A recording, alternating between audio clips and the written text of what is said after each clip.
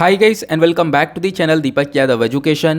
Welcome to the daily Hindu news and editorial analysis of 24th of April 2022. तो guys आज है तारीख 24 अप्रैल 2022 और है संडे। देखेंगे आज के द हिंदू कंप्लीट न्यूज़पेपर को। द हिंदू कंप्लीट न्यूज़पेपर को एनालाइज करेंगे, बट लेक्चर में आगे बढ़ने से पहले अगर आप लोग को इस लेक्चर का पीडीएफ चाहिए तो क्या करना है, सबसे पहले डाउनलोड करना है टेलीग्राम, देन उसके बाद जाकर सर्च बॉक्स में टाइप करना है Deepak Yadav education. As you can see guys आप लोगों को ये वाला चैनल मिल जाएगा, इस पर क्लिक करना और जाकर इस चैनल को ज्वाइन कर लेना। देखो अगर आप लोगों को इस तरीके से ये चैनल नहीं मिलता है तो नीचे डिस्क्रिप्शन बॉक्स में आप सभी लोगों को पीडीएफ लिंक के नाम से एक लिंक मिल जाएगा। जैसे आप लोग उस पर क्लिक करोगे यह चैनल ऑटोमेटिकली ओपन हो जाएगा, इसको जाकर ज्वाइन कर लेना। ज्वाइन करने से फ़ायदा क्या होगा, यहाँ पर आप लोगों को डेली बेसिस पर लेक्चर का पीडीएफ मिल जाता है, डेली करंट अफेयर के वीडियो का पीडीएफ मिल जाता है और डेली बेसिस पर बहुत सारे डिजिटल नोट्स मिल जाते हैं। नाउ बढ़ते हैं आगे। हमेशा की तरह हम लोग अपने लेक्चर को स्टार्ट करेंगे एक मैप के क्वेश्चन के साथ में। तो आज आप सभी लोगों को मैप में जाकर देखना है स्कॉटिया सी को कहाँ पर है ये एग्जैक्टली लोकेटेड, अच्छे से मैप में देखना है। देन उसके बाद आकर नीचे कमेंट सेक्शन में टाइप करना, जिससे कि आप लोग इसको लंबे समय तक याद रख पाओगे।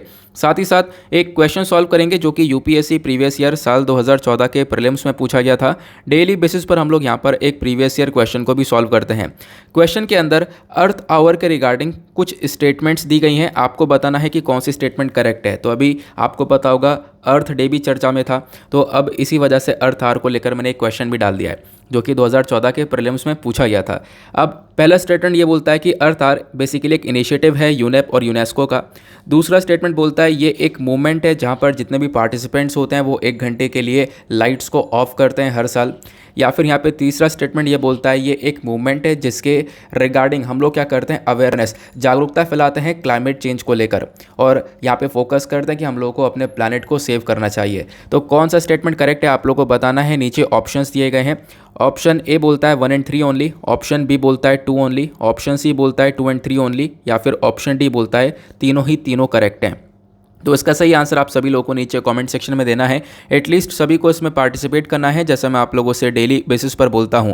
बाय द वे इसका जो करेक्ट आंसर है वो मैंने आपको टेलीग्राम पर प्रोवाइड करवा दिया है, वहां से भी जाकर इसको चेकआउट कर सकते हो। अदरवाइज आप लोग को इस प्रकार से तब भी आंसर नहीं मिलता है तो कोई परेशान होने की ज़रूरत नहीं है। वीडियो के लास्ट में मैं आपके साथ इसके करेक्ट आंसर का डिस्कशन करूँगा, प्लस अर्थ आवर के बारे में भी सारी इन्फॉर्मेशन दे दूँगा। तो स्टार्ट करते हैं डिस्कशन को। यह है हमारा आज का सबसे पहला आर्टिकल। एक इंपॉर्टेंट आर्टिकल है एग्जामिनेशन के पॉइंट ऑफ व्यू से, इसको आप लोग जीएस पेपर 2 इंटरनेशनल रिलेशन से रिलेट कर पाओगे, और उसी जीएस पेपर 2 के अंदर हमारे कुछ इंस्टीट्यूशंस को लेकर टॉपिक्स आते हैं, तो वहाँ से भी आप लोग इस आर्टिकल को रिलेट कर पाओगे। यहाँ पे बात की गई है जो वर्ल्ड ट्रेड ऑर्गेनाइजेशन है, ये हो सकता है यहाँ पर इंडिया के ग्रेन एक्सपोर्ट के ऊपर काफ़ी सारी छूट दे, हमें थोड़ा सा रिलैक्सेशन मिले। देखो होता क्या है, यहाँ पर आप ये देख पाओगे जो हमारी फाइनेंस मिनिस्टर है निर्मला सीतारमण जी, इनकी बातचीत होती है WTO के डायरेक्टर जनरल से, जिनका नाम ओकोंजो एवाला है। आप लोग देख पाओगे यहाँ पर ये डायरेक्टर जनरल हैं, इधर हमारी यहाँ पर फाइनेंस मिनिस्टर आपको देखने को मिल जाएंगी। अब क्या क्या डिस्कशन हुआ ये मैं आपको बताता हूँ। डिस्कशन ये हुआ, देखो भारत फोकस ये कर रहा है आज के टाइम पर कि हम लोग ज़्यादा से ज़्यादा ग्रेन्स को एक्सपोर्ट कर पाएँ, क्योंकि आपको पता है रशिया यूक्रेन के बीच में वॉर जो चल रहा है, इसकी वजह से भारत को एक अपॉर्चुनिटी मिली है कि हम काफ़ी सारा जो अपना ग्रेन है, अनाज है, गेहूँ है, उसको हम लोग एक्सपोर्ट कर सके अलग अलग कंट्रीज़ को। इसमें एक दिक्कत हो रही है। दिक्कत यह है कि जो WTO यानी वर्ल्ड ट्रेड ऑर्गेनाइजेशन के रूल्स एंड रेगुलेशंस हैं, तो इनकी वजह से कहीं ना कहीं इंडिया को काफ़ी सारी डिफ़िकल्टी आ रही है। तो हम लोग यहाँ पर इन रूल्स की वजह से सही से एक्सपोर्ट नहीं कर पाएंगे। तो इसी वजह से फाइनेंस मिनिस्टर ने यहाँ पर इनसे बोला है, खासकर इस WTO के डायरेक्टर जनरल से, कि भाई यहाँ पर आप थोड़े से छूट दो, रिलैक्सेशन हम लोग को मिलना चाहिए, उसके बेसिस पर हम लोग यहाँ पर चीज़ों को एक्सपोर्ट कर पाएंगे। क्योंकि आज के टाइम पर इंडिया देखो बहुत सारी डिफ़िकल्टीज़ फेस कर रहा है डेफिनेटली यहाँ पर इस वॉर की वजह से, सबको पता है। लेकिन साथ साथ हमारे पास अपॉर्चुनिटी है कि हम जो दूसरे कंट्री के अंदर क्राइसिस हो चुके हैं, दूसरे कंट्री के अंदर फूड का शॉर्टेज हो रहा है, उसको हम लोग पूरा कर सकते हैं। तो इसके ऊपर फोकस करते हुए यहाँ पर ये मेंशन किया गया, और इसके रिस्पॉन्स में जो WTO के डायरेक्टर जनरल हैं इन्होंने बोला है ठीक है हम इसके ऊपर देखेंगे, और यहाँ पर आप कह सकते हो कहीं ना कहीं ये जो इशूज़ है इसको पॉजिटिवली रिस्पॉन्स किया जाएगा। तो यहाँ पर अभी सिर्फ और सिर्फ बातचीत हुई है। फिर उसके बाद एक चीज़ और मेंशन की गई यहाँ पर, आप लोग देख पाओगे, बोला ये जा रहा है कि जो अपॉर्चुनिटीज़ आज के टाइम पर देखो भारत के पास बहुत हैं। हम लोग यहाँ पर वीट को यानी जो गेहूं है हमारा उसको खूब एक्सपोर्ट कर सकते हैं। उसके साथ साथ यहाँ पे मेंशन किया गया देखो आज के टाइम पर जो भारत है वो बहुत सारी कंट्रीज़ तक पहुँच चुका है, क्योंकि आपको ये भी पता होगा रशिया यूक्रेन के बीच में जो ये डिस्प्यूट है इसकी वजह से बहुत ज़्यादा गेहूँ का शॉर्टेज देखने को मिलेगा इंटरनेशनल मार्केट में। क्यों? क्योंकि रशिया यूक्रेन अपने आप में टॉप प्रोड्यूसर हैं, दुनिया भर में टॉप प्रोड्यूसिंग कंट्रीज़ देखने को मिलती हैं। सबसे ज़्यादा प्रोड्यूस करने के बाद एक्सपोर्ट भी करती है, तो बहुत सारी कंट्रीज़ रशिया यूक्रेन के ऊपर डिपेंडेंट थी। बट अभी सिचुएशन कुछ ऐसी है जिसकी वजह से व्यापार वगैरह प्रॉपर नहीं हो सकता है, तो उसमें भारत के पास अपॉर्चुनिटी आती है कि हम लोग यहाँ पर ये काम कर सकते हैं, हम लोग यहाँ पे एक्सपोर्ट कर सकते हैं। और इनफैक्ट जो ब्लूमबर्ग की रिपोर्ट है वो रिपोर्ट ये भी बताती है कि भारत के अंदर आज के टाइम का मतलब करंट ईयर का जो प्रोडक्शन है वो भी आप लोग देख पाओगे ज़्यादा ही देखने को मिल जाएगा। बताया गया जो क्रॉप का प्रोडक्शन है वो 111 मिलियन टन से भी ज़्यादा देखने को मिलेगा, तो हम लोग आराम से अपना कंजम्पशन करने के बाद प्रॉपर एक्सपोर्ट भी कर पाएंगे। क्लियर हुआ? तो आई होप आप लोग को यहाँ पर ये सारी बातें पता चल चुकी हैं। अब इसको लेकर हो सकता है आने वाले टाइम पर एक आध आर्टिकल आ जाए जहाँ पे WTO का क्या रिस्पॉन्स होता है वो सारी बातें भी यहाँ पर बताई जाएँ। अभी फिलहाल जो रूल्स वगैरह हैं इसको लेकर रिजॉल्व करने के बारे में चर्चा की गई है, ठीक है, कि इंडिया को कोई परेशानी ना हो एक्सपोर्ट करने में सामान। क्योंकि एक दिक्कत आ जाती है एमएसपी की, आपको पता होगा WTO के अंदर बार बार मुद्दा उठता है एमएसपी का, मिनिमम सपोर्ट प्राइस का, कि भारत जो किसान हैं उनको यहाँ पे मिनिमम सपोर्ट प्राइस देता है, उनको सपोर्ट करता है, फिर उसके बेसिस पर सस्ते में फसल का प्रोडक्शन होने के बाद यहाँ पर सस्ते में ही इंटरनेशनल मार्केट के अंदर उतार देता है, जिसकी वजह से दूसरे कंट्रीज़ को नुकसान होता है। तो ऐसी बहुत सारी प्रॉब्लम्स भी आप लोग देख पाओगे WTO के अंदर होती रहती हैं। क्लियर हुआ? तो अभी फिलहाल इतनी इन्फॉर्मेशन है, आई होप आपको एक एक बात बहुत अच्छे से हर तरीके से क्लियर हो चुकी है। अब इसी के अंदर एक और छोटी सी इन्फॉर्मेशन है, जैसे कि हमने देखा हमारा जो GS पेपर 2 है उसके अंदर इंटरनेशनल इंस्टीट्यूशन का टॉपिक है, तो आपने देखा कि अभी जो काम की चीज़ निकलती है इस आर्टिकल में से वो हमारे लिए निकलती है WTO, world trade organisation. UPSC ने इसको लेकर प्रीवियस ईयर में क्वेश्चंस पूछे हैं, डायरेक्टली मेंस के अंदर क्वेश्चन पूछ लिया था। चलो मैं आप लोगों को क्वेश्चन भी दिखाऊंगा, साथ ही साथ मैं आपको WTO के बारे में भी बता देता हूँ। तो यहाँ पे WTO क्या है, देखो दुनिया भर में जो व्यापार हो रहा है उस व्यापार को रेगुलेट करने के लिए एक बॉडी चाहिए, वो रेगुलेशन वाली जो बॉडी है वही यहाँ पर WTO देखने को मिलेगा। अब पहले भी तो व्यापार होता होगा, है ना? हाँ, तो WTO से पहले एक और बॉडी हुआ करती थी जिसका नाम था GATT, मतलब general agreement on tariff and trade, ठीक है, तो आप लोग ध्यान रख सकते हो। बाकी यहाँ पे आप ध्यान रखना WTO को क्रिएट किया गया था 1947 में, एक उरुग्वे राउंड हुआ था उसके बेसिस पर इसको क्रिएट किया। सॉरी, ये जो 1947 में बॉडी बनी है ना ये GATT थी, ठीक है, तो GATT को क्रिएट किया गया था 1947 में। इसके बाद हमारे पास WTO आता है। WTO के लिए एक उरुग्वे राउंड होता है 1986 से लेकर 1994 के बीच में, उसके बेसिस पर हम लोग WTO को क्रिएट करते हैं। देन उसके बाद जो WTO है वो अपना काम स्टार्ट करता है 1 जनवरी 1995 से, तो ध्यान रखना, तो 1 जनवरी 1995 से WTO वर्क करता हुआ नजर आता है।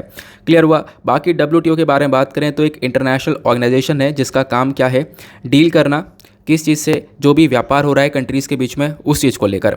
बाकी जो हमारे पास पहले वाली बॉडी हुआ करती थी GATT और जो करंट बॉडी है WTO, इन दोनों में थोड़ा सा डिफरेंस है। डिफरेंस क्या है, जो पहले वाली बॉडी हुआ करती थी वो सिर्फ और सिर्फ गुड्स के ट्रेड को देखा करती थी, यानी कि जो हमारे सामान का व्यापार हो रहा है उन्हीं को देखा करती थी बस। लेकिन जो करंट टाइम पे WTO है ये गुड्स के साथ साथ यहाँ पर सर्विसेज के ऊपर भी फोकस करता है, तो यहाँ पर आप लोग इसके बारे में भी ज़रूर ध्यान रख सकते हो, ठीक है। उसके बाद WTO का हेडक्वार्टर आपको जेनेवा स्विट्जरलैंड के अंदर देखने को मिल जाएगा। मेंबर्स कितने हैं, तो 164 टोटल मेंबर्स आपको WTO के अंदर देखने को मिल जाते हैं। इंडिया भी एक one of the founding member है WTO का, ध्यान रखना, ठीक है, फाउंडिंग मेंबर था 1947 में जब GATT को बनाया गया था उसमें। क्लियर हुआ? बाकी WTO के अंदर कौन सी बॉडी रहती है, मतलब कैसा कैसा इनका गवर्निंग स्ट्रक्चर रहता है, तो यहाँ पे एक मिनिस्ट्रल कॉन्फ्रेंस देखने को मिलता है, देन एक जनरल काउंसिल होता है, तो इसके बारे में ज़्यादा डिटेल मत जाना, लेकिन यहाँ पर जा भी सकते हो यार, पढ़ लेना, क्योंकि मेंस में एक क्वेश्चन देखने को मिल जाएगा आपको, ठीक है। तो अगर हम लोग बात करें WTO के स्ट्रक्चर के बारे में, तो इसको डोमिनेट किया जाता है एक इंपॉर्टेंट हाई अथॉरिटी के माध्यम से, जो कि मिनिस्ट्रल कॉन्फ्रेंस है, जो पूरे के पूरे WTO को देखता है, ठीक है। यहाँ पर सभी चीज़ों को जो रिप्रेजेंट करता है एक बॉडी WTO की, वो यहाँ पर एक अल्टीमेट लेवल पर एक आप कह सकते हो सबसे अपर लेवल पर बॉडी आती है मिनिस्ट्रल कॉन्फ्रेंस, ठीक है। उसके बाद मिनिस्ट्रल कॉन्फ्रेंस के बाद आप देख पाओगे आता है जनरल काउंसिल। जनरल काउंसिल के अंदर आपको डिस्प्यूट सेटलमेंट बॉडी मिल जाएगी, इधर ट्रेड पॉलिसी रिव्यू बॉडी मिल जाएगी जो कि डिस्प्यूट्स को सेटल करने का काम करती है। फिर जनरल काउंसिल के अंदर ही आपको यहाँ पर goods council, intellectual property council, service council, ये सभी काउंसिल्स अलग अलग देखने को मिल जाते हैं। तो यहाँ पर ये WTO का छोटा सा स्ट्रक्चर है, बस खाली इसके बारे में इतना ही ध्यान रखना है। बाकी इसके मेजर ऑब्जेक्टिव्स क्या हैं ये भी आप लोग ध्यान में रख सकते हो। ऑब्जेक्टिव्स में अगर हम लोग बात करें, इंटरनेशनल ट्रेड को सही से देखना, रेगुलेट करना, ऑब्वियस ही बात है। देन उसके बाद यहाँ पर जो भी ट्रेड डिस्प्यूट होता है, कोई भी व्यापार को लेकर विवाद होता है तो उसको रिजॉल्व करने का काम करना। प्लस यहाँ पर आप देख पाओगे कोऑपरेट करना इंटरनेशनल लेवल पर, साथ ही साथ यहाँ पर कंट्रीज़ को बेनिफिट पहुँचाना ट्रेडिंग से, व्यापार से। तो ये सारा काम यहाँ पर WTO का होता है।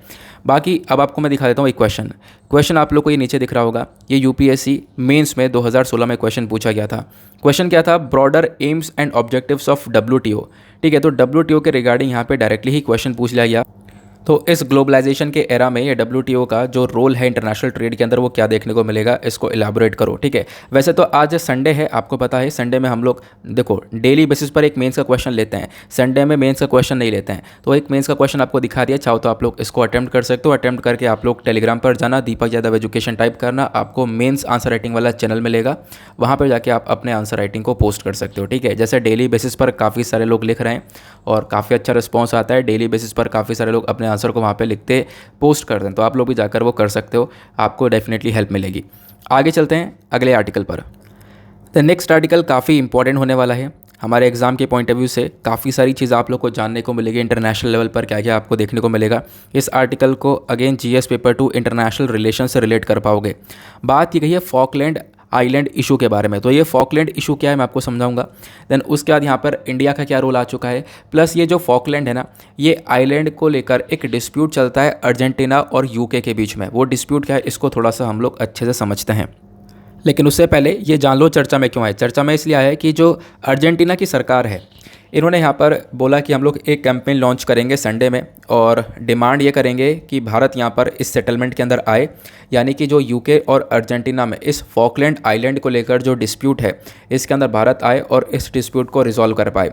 ठीक है, ये यहाँ पर इनका अर्जेंटीना का फोकस रहने वाला है, क्योंकि अभी आपको पता होगा रिसेंटली जो UK के प्राइम मिनिस्टर है बोरिस जॉनसन, वो इंडिया आए थे, काफ़ी सारी जगह पर विजिट हुआ, और मतलब कोइंसिडेंटली क्या हुआ, इस विजिट के साथ साथ जो UK और अर्जेंटीना है, इस दोनों कंट्री के बीच में जो फॉकलैंड आइलैंड को लेकर कॉन्फ्लिक्ट है, जो विवाद है, इस कॉन्फ्लिक्ट को भी पूरे 40 साल हो चुके हैं, 40th एनिवर्सरी देखने को मिलेगी। तो इसी के बेसिस पर अर्जेंटीना चाहता है इस मुद्दे को सुलझाया जाए और जो ये आइलैंड है वो अर्जेंटीना को दिया जाए। ठीक है, अब ऑब्वियस ये बात है, एक आइलैंड को, एक ज़मीन को लेकर लड़ाई हो रही है, तो एक कंट्री क्लेम कर रही होगी मेरी है, दूसरी कंट्री क्लेम कर रही होगी वो ज़मीन मेरी है। बिल्कुल ऐसा ही यहाँ पर फॉकलैंड आइलैंड के साथ में हो रहा है, लेकिन यहाँ पर कुछ चीज़ें थोड़ा सा अलग देखने को मिलेंगी।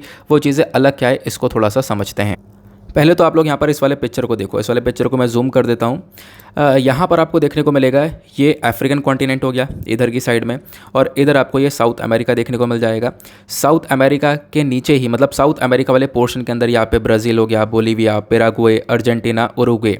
ठीक है, अभी यहाँ पे जो WTO के बारे में बात कर रहे थे, उरुग्वे वो कंट्री यहाँ पर है, इसकी लोकेशन देख सकते हो। ठीक है, यहाँ पर जो भी बातचीत हुई थी, राउंड कॉन्फ्रेंस हुआ था, उसके बेसिस पर WTO बना था। बाकी अभी बात करें अर्जेंटीना की, तो अर्जेंटीना यहाँ पर आपको देखने को मिलेगा। अब अर्जेंटीना के बराबर में ही आपको ये फॉकलैंड आइलैंड देखने को मिलेगा। और UK कहाँ पर है? UK ऊपर की साइड में है। UK से काफ़ी दूर आपको ये आइलैंड्स देखने को मिल जाते हैं, जिसको हम लोग फॉकलैंड आइलैंड बोलते हैं। आपको दिखा देता हूँ, ऊपर आपको UK देखने को मिलेगा। इसी वजह से यहाँ पर एक स्क्रीनशॉट अच्छा सा मिल चुका है कि आप लोग चीज़ों को समझ पाओ। देखो मैं आपको दिखा देता हूँ, ऊपर आपको ये UK मिल जाएगा। अब UK से अगर हम लोग नीचे चलेंगे तो यहाँ पर आप देख पाओगे, नीचे चलते चलते बिल्कुल साउथ अमेरिका से, साउथ अमेरिका में इधर अर्जेंटीना हुआ, और साउथ अमेरिका से थोड़ा सा इधर की साइड में, यानी कि ईस्टर्न साइड में आप लोग देख पाओगे ये है फॉकलैंड। अब इस आइलैंड के ऊपर यहाँ पर UK अपना बोलता है कि हाँ मेरा कंट्रोल है, अर्जेंटीना बोलता है कि नहीं ये आइलैंड हमें मिलना चाहिए। अब इस आइलैंड का इतिहास क्या है उसको बताने से पहले मैं आपको एक चीज़ और बताऊंगा, वो यह है कि अभी फरवरी के मंथ में, मेरे ख्याल से ये 8 फरवरी को, ये एग्जैक्ट तारीख है, ये चर्चा में था। ये इशू चर्चा में इसलिए था क्योंकि यहाँ पे क्या हुआ, आपको पता होगा उस समय पर चाइना के अंदर ओलंपिक्स चल रहे थे। अब जब चाइना के अंदर ओलंपिक्स चल रहे थे तो अर्जेंटीना के लीडर चाइना पहुंचे। अब चाइना पहुंचे तो चाइना ने अर्जेंटीना को सपोर्ट किया। किस बेसिस पर सपोर्ट किया कि भाई आप जाओ यहाँ पर बोलना कि ये आइलैंड हमारा है, चाइना सपोर्ट करेगा पीछे से। ठीक है, तो मतलब एग्जैक्टली चाइना का सपोर्ट अर्जेंटीना को मिला इस ओलंपिक्स के अंदर में। ऐसा क्यों हुआ? चाइना UK के अगेंस्ट में क्यों गया? UK के अगेंस्ट में इसलिए गया क्योंकि UK ने उस समय पर अपनी एक जहाज़ था, उस जहाज़ को चाइना की टेरिटरी से निकाल दिया। ठीक है, तो इसके बीच में यहाँ पर क्या हुआ, चाइना काफ़ी गुस्सा हो चुका था। तो इसके बेसिस पर आप देख पाओगे यहाँ पर अर्जेंटीना को सपोर्ट करते बोला कि क्लेम करो कि आइलैंड मेरा है और चाइना का सपोर्ट मिलेगा। तो ये इस वजह से पिछले महीने चर्चा में था, पिछले महीने नहीं, फरवरी फरवरी के मंथ में चर्चा में था। तो पहले क्यों चर्चा में था वो भी पता चल गया। करंट टाइम पे इसलिए चर्चा में क्योंकि अर्जेंटीना यहाँ पे बात करता है कि भारत के अंदर कैंपेन स्टार्ट करेगा, यहाँ पर बोलेगा इंडिया से कि यहाँ पर इस डिस्प्यूट को रिजॉल्व कर पाओ, यहाँ पे अर्जेंटीना के पास में ये आइलैंड आना चाहिए। अब इस आइलैंड के बारे में थोड़ी सी इन्फॉर्मेशन लेते हैं। वो सारी इन्फॉर्मेशन आपको नीचे दिख जाएगी। ये सारी इन्फॉर्मेशन आपको टेलीग्राम पर एक पीडीएफ मिलता है, उस पीडीएफ के अंदर भी मिल जाती है, तो आप लोग वहाँ से भी ले सकते हो। तो फॉकलैंड इशू क्या है इसको आप समझ गए। ये चाइना वाला कॉन्सेप्ट है, मैंने अभी आपको चाइना वाला जो रीज़न है वो बताया था कि ये क्यों चर्चा में है, ठीक है। बाकी हम लोग बात करते हैं फॉकलैंड आइलैंड की लोकेशन हम लोगों ने देख ली है। देखो फॉकलैंड आइलैंड को हम लोग एक और नाम से जानते हैं, मालविनस आइलैंड के नाम से भी जानते हैं, या फिर स्पेनिश इजलाल मालविनस के नाम से भी जाना जाता है, ठीक है। दो नाम इसके देखने को मिल जाते हैं। बाकी मैंने आपको बताया कि इस पे जो कंट्रोल है वो यूके का, यूके जबकि बहुत दूर आपको देखने को मिलेगा क्योंकि इसका इतिहास यहाँ पर कुछ ऐसा है। तो हिस्ट्री क्या है, हिस्ट्री में यहाँ पर इसका देखें सबसे पहला पॉइंट क्या बोलता है। देखो जो ब्रिटिश है, ब्रिटिशर्स ने 1765 में यहाँ पर ये पहला ब्रिटिशर्स बने थे, मतलब कि पहली कंट्री बनी थी जिन्होंने यहाँ पर इस पूरे के पूरे फॉकलैंड को सेटल किया, मतलब यहाँ पर जाकर सेटल हो गए। तो पहले तो आप देख पाओगे सबसे पहले कौन आया था, तो डेफिनेटली यहाँ पे ब्रिटिशर्स थे, अगर हम लोग अपने डेटा के अकॉर्डिंग बात करें तो, ठीक है। फिर उसके बाद ब्रिटिशर्स के पास से आइलैंड चला गया था। देखो 1765 में ब्रिटिशर्स आए, 1770 में ये स्पेनिश के पास यानी स्पेन के पास में आ चुका था, ठीक है। फिर क्या हुआ, यहाँ पे आप देख पाओगे मुद्दा आगे बढ़ता है।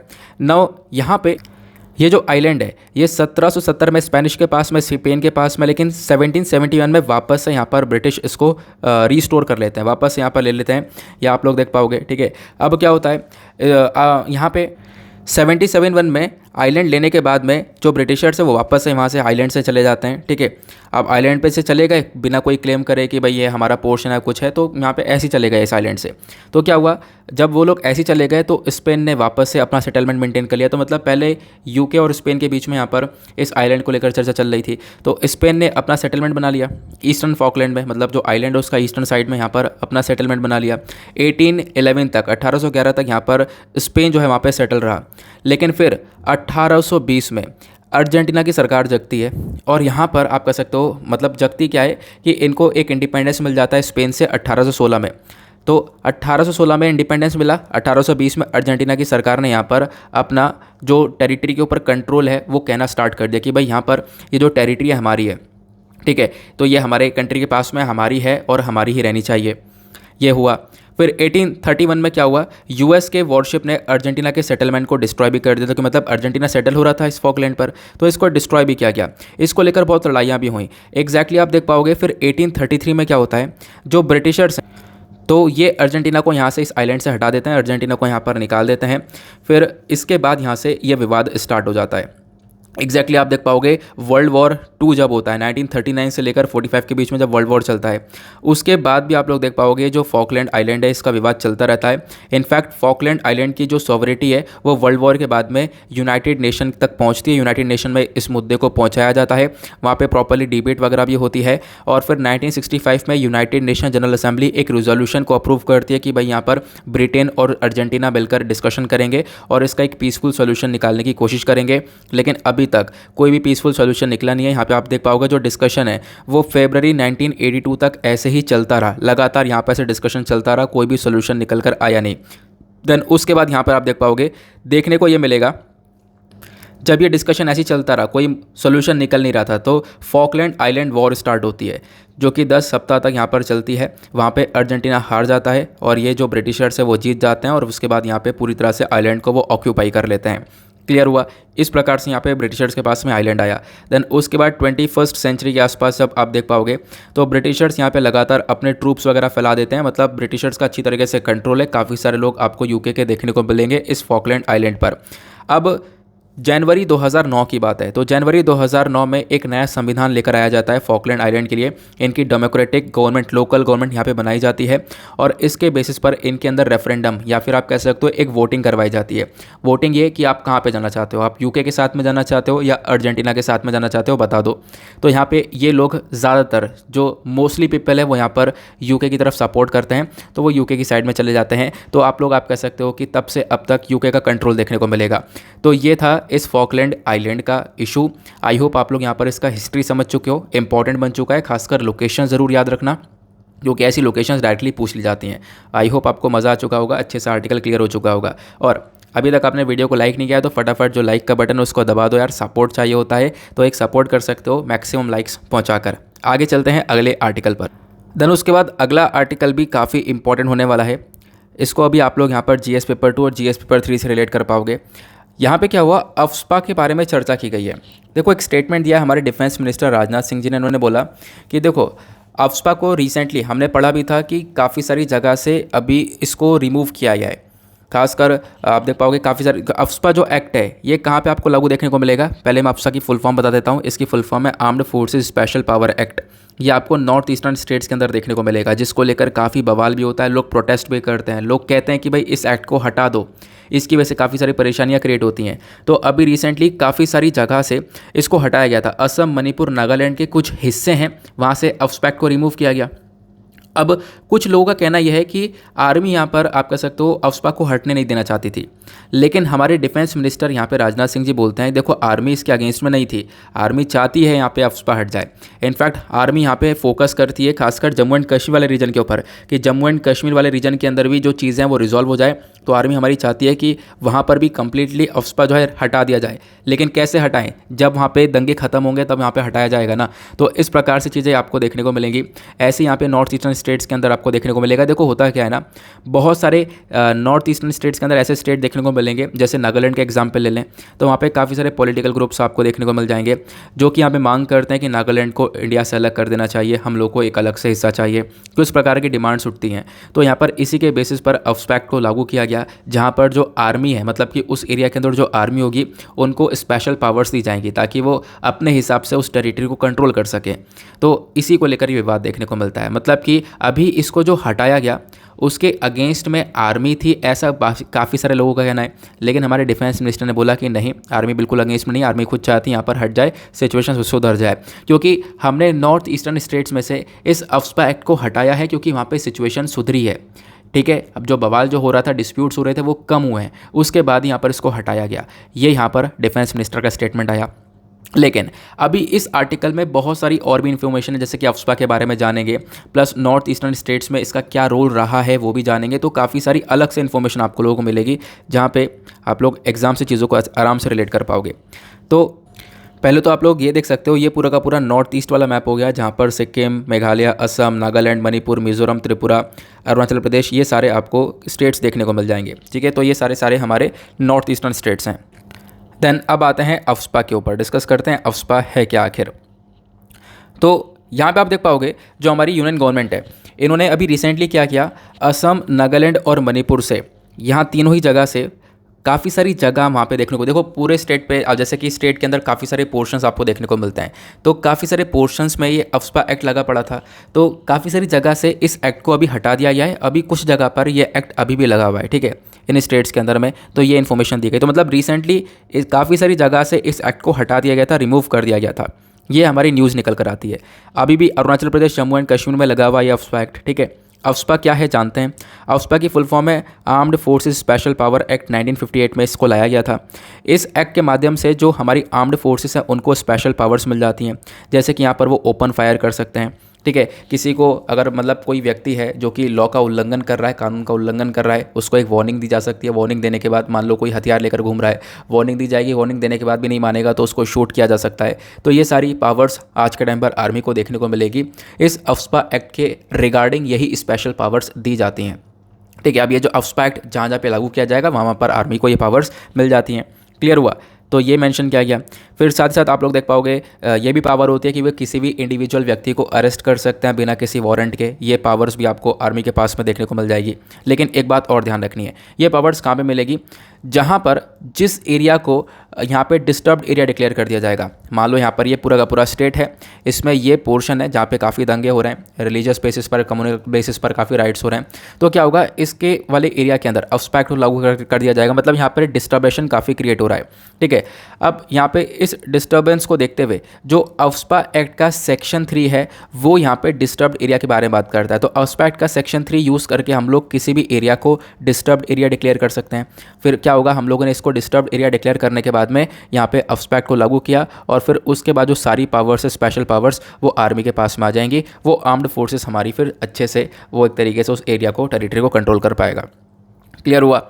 अब करेंटली यहाँ पर जितने भी डिस्टर्ब्ड एरिया की पावर्स वगैरह वो सब किसके हाथ में आती हैं, यूनियन होम मिनिस्टर के पास में। तो होम मिनिस्टर यहाँ पर डिक्लेयर करते हैं कि भाई यहाँ पर डिस्टर्ब्ड एरिया कौन सा है, फिर उसी के बेसिस पर इस एक्ट का यूज़ करते हैं। तो मतलब कंट्रोल कौन कर रहा है, हमारी होम मिनिस्ट्री, ठीक है, मतलब आप कह सकते हो सेंट्रल गवर्नमेंट।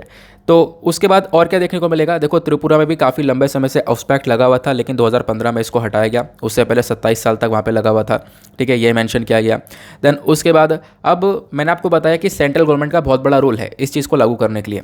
अब एक क्वेश्चन और आता है, क्या ऑब्स्पैक्ट में राज्य सरकार का या स्टेट गवर्नमेंट का कोई रोल नहीं है? तो उसको भी देखते हैं।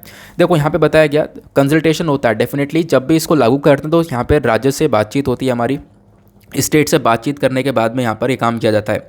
जो ये एक्ट है ये पावर देता है सेंट्रल गवर्नमेंट को कि भाई वो डिस्कशन करे, ठीक है, अब डिस्कशन करे स्टेट गवर्नमेंट से, फिर उसके बाद में इस ऑब्स्पैक्ट एक्ट को लगाए। तो ये मतलब स्टेट का भी रोल आपको यहाँ पर देखने को मिल जाएगा। साथ ही साथ हमारा फोकस ये रहता है कि लोकल पुलिस के साथ कोऑर्डिनेशन किया जाए, ठीक है। इस एक्ट के अंदर जो भी पावर्स दी जाती हैं फोर्सेस को, वो पावर तो मिलती हैं, लेकिन इसी एक्ट के अकॉर्डिंग एक और बात मेंशन की गई है। जो सिक्योरिटी फोर्सेस हैं, मान लो किसी व्यक्ति को पकड़ती हैं वो, तो पकड़कर पहले यहाँ पर लोकल पुलिस स्टेशन के अंदर भेजना होगा 24 घंटे के अंदर अंदर। ये भी यहाँ पर आप देख पाओगे मतलब स्टेट गवर्नमेंट के पास में पावर आ जाती है। तो मतलब सेंटर स्टेट दोनों के पास यहाँ पे अच्छी खासी पावर्स देखने को मिलती है। इस एक्ट को लेकर ये मेंशन किया गया। हालांकि सेंटर के पास ज़्यादा है, सेंटर ही इन सारी चीज़ों को चला रहा है। बाकी यहाँ पे आप देख पाओगे अभी काफ़ी सारे, जैसे मैंने आपको बताया, स्टेट्स में से काफ़ी सारे एरिया से क्या हुआ, इस एक्ट को रिमूव किया गया। अब रिमूव करने का पीछे का रीज़न बताया गया कि भाई वहाँ पर शांति हो रही है, ठीक है, एग्जैक्टली वहाँ पर चीज़ें रिजॉल्व हुई हैं, काफ़ी लंबे समय से चीज़ें शांत चल रही हैं इसी वजह से। नहीं तो क्या हो रहा था, जैसे नागालैंड का एग्जाम्पल दिया, जैसे मैंने आप लोगों को नागालैंड का एग्जाम्पल दिया था, अलग अलग ग्रुप्स आपको देखने को मिल जाएंगे।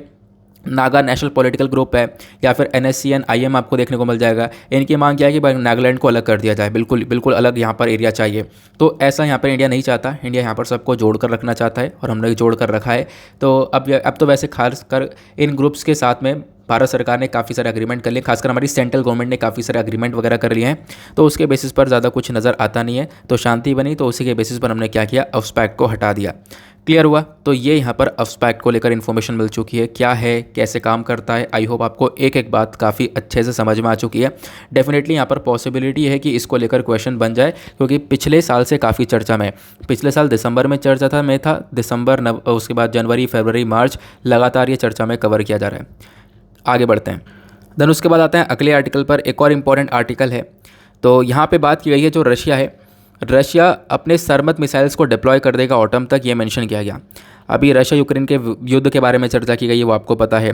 वेस्टर्न कंट्रीज़ ने रशिया के ऊपर काफ़ी सारे सैंक्शन लगा दिए, US ने, यूरोपियन यूनियन ने बहुत सारे सैंक्शन लगा दिए, ये भी आपको पता है, ठीक है। सिंपल सी बात है जो कि रेगुलर हम लोग कवर कर रहे हैं। लेकिन रशिया एक मिसाइल के ऊपर काम कर रहा था, सरमत मिसाइल्स के ऊपर। ये सरमत मिसाइल क्या है, ये आपके लिए सिर्फ और सिर्फ एक पॉइंट बनता है इस आर्टिकल में से, जो कि आपको पढ़ना चाहिए। सरमत मिसाइल के बारे में चलो मैं आप लोग को कुछ इन्फॉर्मेशन दे देता हूँ, ठीक है। इस आर्टिकल को आप लोग अपने GS पेपर 3 से रिलेट कर पाओगे, वहाँ पे आपका जो डिफेंस का सेक्टर है वो देखने को मिल जाता है। अब इस न्यूज़ का कॉन्टेक्स्ट क्या है, मतलब खबर क्या निकल कर आती है, खबर ये निकल कर आती है कि अभी देखो यूक्रेन बराबर की टक्कर दे रहा है रशिया को, और रशिया के ऊपर सैंक्शन भी लग रहे हैं वेस्टर्न कंट्रीज़ के थ्रू। तो इन सब चीज़ों के तहत रशिया ने डिसाइड किया कि अपना ये नया मिसाइल, जिसका नाम है सरमत मिसाइल, ठीक है, एग्जैक्टली ये एक बैलिस्टिक मिसाइल है। अब बैलिस्टिक मिसाइल क्या होता है तो आपको पता होगा। बैलिस्टिक मिसाइल, मान लो यहाँ से हमें छोड़ना है मिसाइल और इस वाले पॉइंट तक वो जाना चाहिए। तो बैलिस्टिक मिसाइल में हमने यहाँ से छोड़ा, ये एनवायरनमेंट से बाहर जाएगा और एनवायरनमेंट से बाहर जाने के बाद ये वापस से हमारे एनवायरनमेंट में एंटर करेगा। तो यहाँ पे इसका पाथ कुछ इस प्रकार से होता है। और बैलिस्टिक के बाद जो क्रूज़ मिसाइल होता है, अगर हमने उसको यहाँ से छोड़ा और उसका टारगेट यहाँ पर है तो वो इस प्रकार से जाएगा, ठीक है। तो वो एनवायरनमेंट के अंदर हिट करता है टारगेट को। बट जो बैलिस्टिक मिसाइल है वो एनवायरनमेंट से बाहर जाने के बाद वापस से एंटर करता है एनवायरनमेंट के अंदर में और फिर जाकर अपने टारगेट को हिट करता है। तो यही वाला मिसाइल रशिया ने डेवलप किया है। इसको लेकर बहुत पहले यहाँ पर व्लादिमीर पुतिन ने डिक्लेरेशन कर दिया था कि हाँ, हम लोग इस मिसाइल को डेवलप करेंगे। अब फिलहाल यहाँ पर ये तैयार है, तो अब इसको तैनात भी किया जाएगा, ये इन्फॉर्मेशन निकल कर आती है। अभी जो नाम सरमत दिया गया है, सरमत किस बेसिस पर दिया गया, तो यहाँ पे देखो बोला गया कि जो सरमत है, मैं आपको आगे बताऊंगा। सॉरी, अभी यहाँ पे जो सरमत है क्या, पहले हम इसको डिस्कस करते हैं। सरमत यहाँ पर एक मिसाइल आपने समझ लिया, और इसके अंदर कैपेबिलिटी इतनी ज़्यादा है कि लगभग 10 या 10 से ज़्यादा वॉरहेड्स को लेकर जा सकता है। तो 10 से ज़्यादा वॉरहेड्स कैरी कर सकता है, तो तबाही भी बहुत ज़्यादा मचा सकता है। देन उसके बाद इसके पास कैपेबिलिटी है 11,000 से 18,000 किलोमीटर तक की रेंज को ये तय करके अपने टारगेट को हिट कर सकता है, मतलब अर्थ के पोल्स तक ये पहुंच सकता है। तो ये इसके अंदर कैपेबिलिटी देखने को मिल जाएगी। देन उसके बाद ये जो सरमत है, ये आप लोग देख पाओगे कि मतलब क्या करेगा, ये रशिया का जो स्मॉलर हाइपरसोनिक व्हीकल है उसको भी लेकर चल सकता है, जिसको यहाँ पे पकड़ना बहुत ज़्यादा मुश्किल है। तो मतलब अपने आप में मिसाइल काफ़ी डेंजरस आपको देखने को मिल जाएगा, एक एडवांस लेवल का मिसाइल देखने को मिल जाएगा। सबसे इंपॉर्टेंट बात यह है ना कि इसके अंदर लिक्विड फ्यूल का इस्तेमाल किया जाता है। बाकी जो यूएस के पास में इस प्रकार की बैलिस्टिक मिसाइल्स हैं उनके अंदर सॉलिड फ्यूल का इस्तेमाल होता है, लेकिन ये वाला जो है ये थोड़ा एडवांस लेवल का है जहाँ पे हम लोग लिक्विड फ्यूल का इस्तेमाल कर रहे हैं। देन उसके बाद अब सरमत जो है इसको समझ लिया आपने, मिसाइल कैसे काम कर रही है, क्या है क्या नहीं है। अब बात करते हैं ये जो नाम है ये कैसे पड़ा। देखो जो सरमत नाम है ये नोमैडिक ट्राइब्स के ऊपर रखा गया है। तो सरमत यहाँ पे आप कह सकते हो सरमैथियंस करके एक ट्राइब हुआ करती थी जो कि काफ़ी डेवलप थे हॉर्समैनशिप के ऊपर, ठीक है, घोड़ों को चलाने में बहुत ज़्यादा एक्सपर्ट्स थे, ठीक है। उसके बाद आप देख पाओगे ये जो ट्राइब्स थी ये आपको सदर्न रशिया के अंदर यूक्रेन और कजाकिस्तान वाले रीजन में पहले देखने को मिलती थी। लगभग यहाँ पे बताया गया जो सरमैथियंस थे इनका एक बहुत बड़ा कंट्रीब्यूशन रहा है, काफ़ी तेज़ी से ये फैलते हुए चले गए थे 5th सेंचुरी BC तक, ये यहाँ पर मेंशन किया गया। एग्जैक्टली यहाँ पर कुछ एरिया आपको देखने को मिलेगा, जैसे स्काइथियन वाला एरिया आपको देखने को मिल जाएगा, वहाँ तक एक काफ़ी बड़ा दबदबा था इन समर्थियन ट्राइब्स का। मैं आपको थोड़ा सा वो एरिया दिखा देता हूँ ना। वो एरिया ये वाला आप देख पाओगे ऊपर, ये वाला रीजन है जहाँ पर सर्मेथियन ट्राइब्स काफ़ी तेज़ी से फैलते हुए चले गए थे, ठीक है, ये आप लोग देख पा रहे होंगे। उसके बाद ये वाला मैप देख सकते हो, इसमें यहाँ पर ये बात की जा रही है इधर कजाकिस्तान, इधर यूक्रेन और इधर यहाँ पर रशिया का वेस्टर्न स्टेप। तो ये वाली जगह जो उराल वाला रीजन है ना, उराल वाले रीजन पर, इस वाले रीजन पर, उराल से नीचे वाले रीजन पर आपको देखने को मिल रहा होगा, इस वाले रीजन में ये ट्राइब्स रहा करती थी। तो ये ट्राइब्स काफ़ी तेज़ी से फैली, इनका इन्फ्लुएंस काफ़ी ज़्यादा बढ़ चुका था।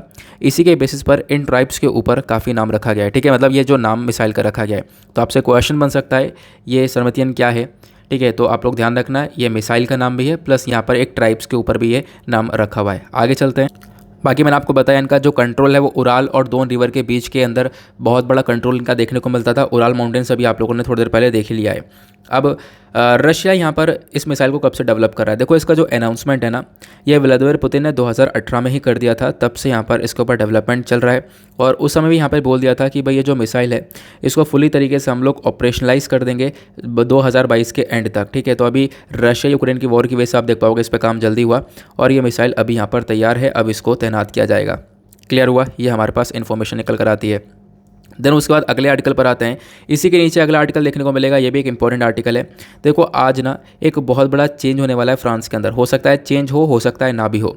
आज 24 अप्रैल है और जैसे मैं आप लोगों को पहले ही बता चुका हूँ कि 24 अप्रैल को क्या होने वाला है, आज एक नए प्रेसिडेंट बनेंगे फ्रांस के। तो हो सकता है यहाँ पर इमैनुअल मैक्रो वापस से आ जाएं या फिर यहाँ पर जो मैरिन ले पेन है ये आ जाएं। तो अभी इन दोनों की टक्कर है, एक वेमेन है और यहाँ पर एक आपको मैन देखने को मिलेंगे, दोनों के बीच की टक्कर है। दोनों में से एक आज प्रेसिडेंट बनने हैं फ्रांस के, तो इसको लेकर काफ़ी चर्चा होगी। कल इसके ऊपर डेफिनेटली काफ़ी सारे आर्टिकल्स हम लोग देख पाएंगे। तो क्वेश्चन ये है कि फ्रांस के इलेक्शन से क्या लेना देना, मतलब कि फ्रांस के इलेक्शन कैसे होते हैं। देखो पूछ लिया जाता है बहुत बार, यहाँ पर क्वेश्चन निकल कर आ जाते हैं। तो फ्रांस के अंदर इलेक्शंस कैसे होते हैं मैं आपको बताता हूँ। देखो रिसेंटली हमने ईरान के इलेक्शंस के बारे में पढ़ा था, ईरान के अंदर इलेक्शंस हुए थे कैसे होते हैं। इंडिया के बारे में हम लोग पढ़ते रहते हैं। उससे पहले हम लोगों ने पढ़ा था यूएस के इलेक्शंस के बारे में, ठीक है, जब जो बाइडन आ रहे थे। अब मैं आपको फ्रांस के बारे में थोड़ी सी इन्फॉर्मेशन दे देता हूँ। इन्फॉर्मेशन रहेगी आपके पास तो काफ़ी सही रहेगा, मतलब एक कॉन्फिडेंस रहेगा कि हाँ मुझे यार इसके बारे में काफ़ी सारी बातें मालूम है। कुछ भी होता है तो I will tackle this question.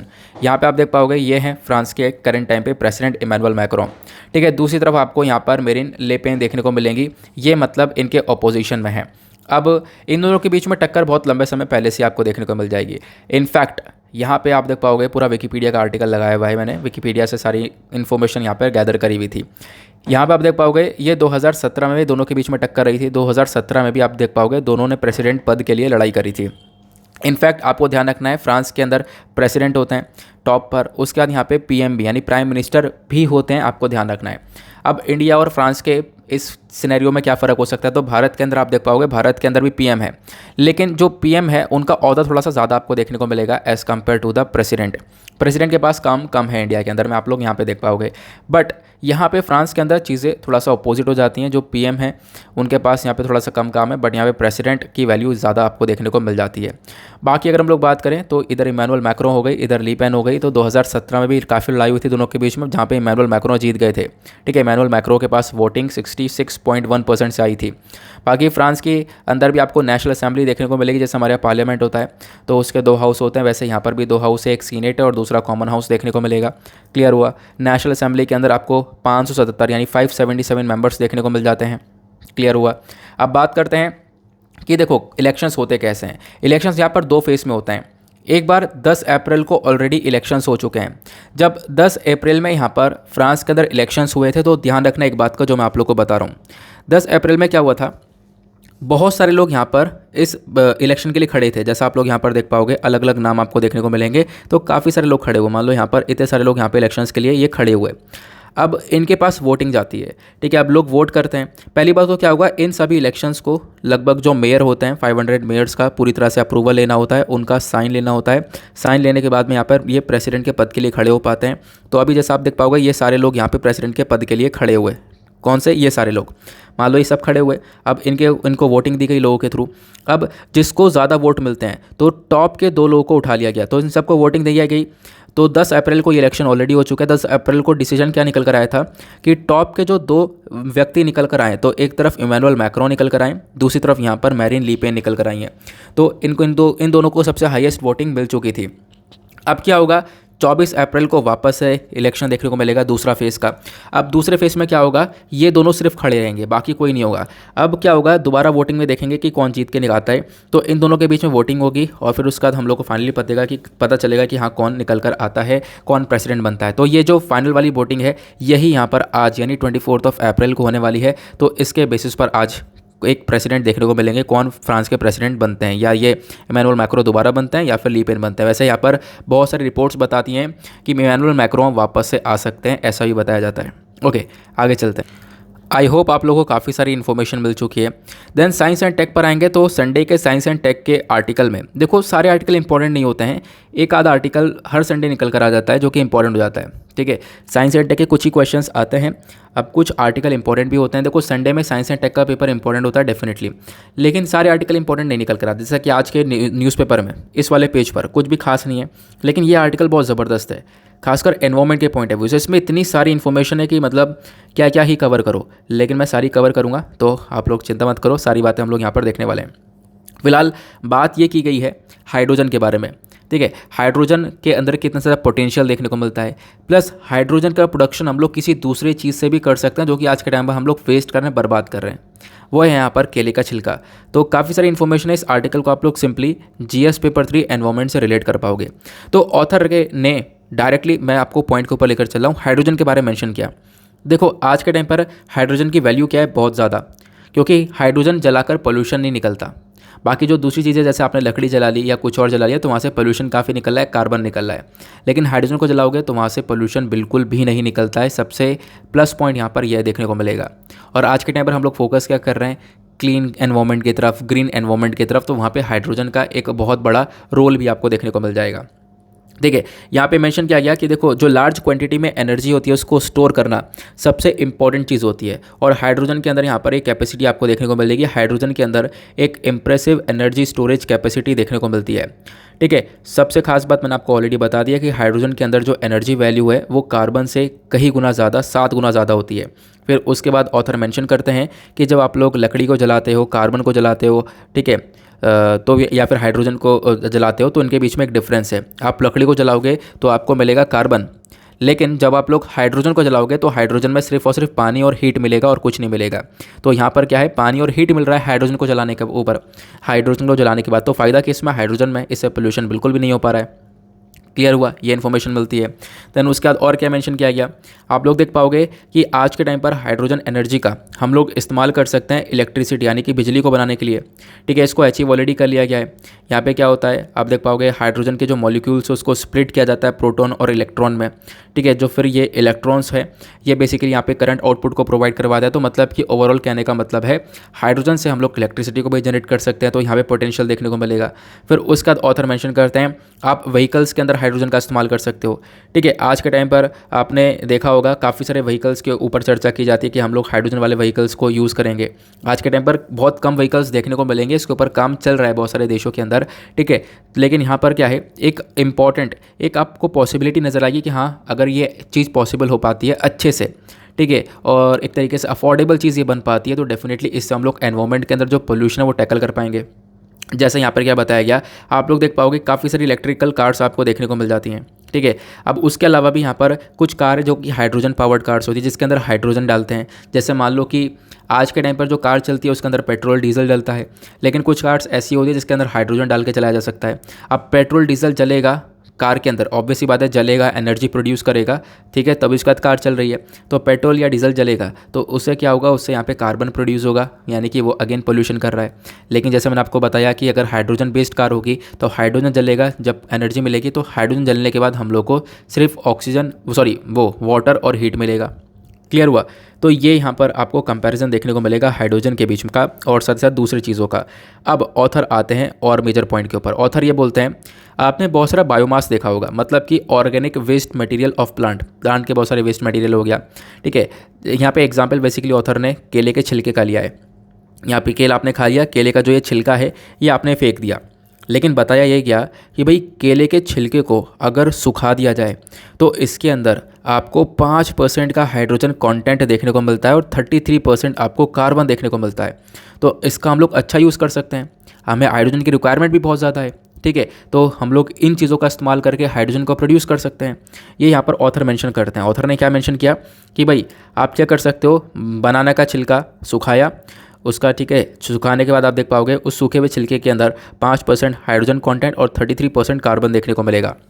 लेकिन उस हाइड्रोजन को निकालना कैसे है, तो निकालने के लिए यहाँ पर उसको ऑथर ने मेंशन किया है, आप लोग यहाँ पे क्या कर सकते हो, ऑर्गेनिक मैटर को डिकम्पोज कर सकते हो एक स्मॉल बर्स्ट के हिसाब मेंशन करके।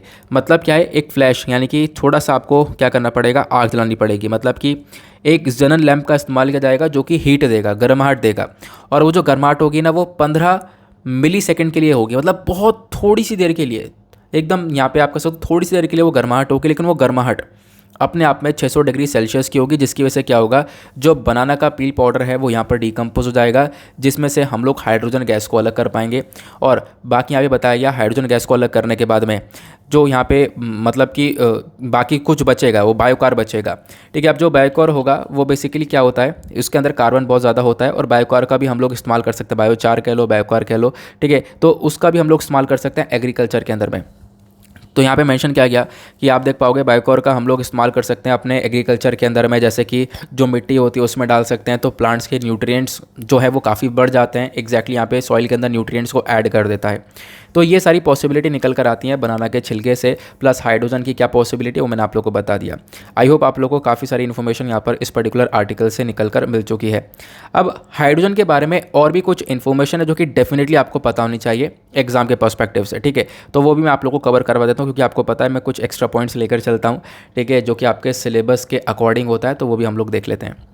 तो ग्रीन हाइड्रोजन करके आपको टॉपिक देखने को मिलेगा, बहुत ज़्यादा चर्चा में रहता है, काफ़ी बार एडिटोरियल्स के ऊपर पब्लिश हो चुके हैं कि हम लोग ग्रीन हाइड्रोजन को प्रोड्यूस कैसे कर सकते हैं, ठीक है, इसके अंदर कैसे हम लोग सक्सेस पा सकते हैं, क्योंकि हमारे पास अगर इसकी अफोर्डेबिलिटी यानी कि आराम से हम अफोर्ड कर पाएँ, प्लस इसको हम लोग लेकर आ पाएँ, तो डेफिनेटली इससे यहाँ पे काफ़ी सारा फ़ायदा देखने को मिल सकता है।